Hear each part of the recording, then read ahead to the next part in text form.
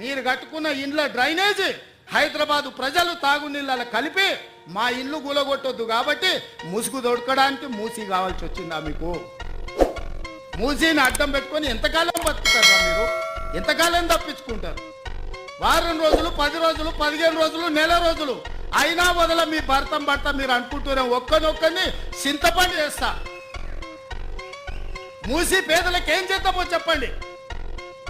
ప్రతి పేదవాడికి మంచి కాలనీలు చేసి ఇల్లు కట్టిద్దాం చెప్పండి. ప్రభుత్వం దగ్గర భూమి లేవా? ప్రభుత్వం ఏమైనా గొడ్డు పోయిందా? జవహర్ నగర్లో 1000 ఎకరాలు ఉంది ప్రభుత్వాన్ని. మూసీలు ఉన్న పేదోళ్ళందరికీ తలా 150 గజాలు చేసి ఇచ్చి ఇందిరమ్మ ఇల్లు కట్టిద్దాం. రాండి సన్నాసులారా, ముందుకు రాండి, పేదోళ్ళు కట్టిద్దాం.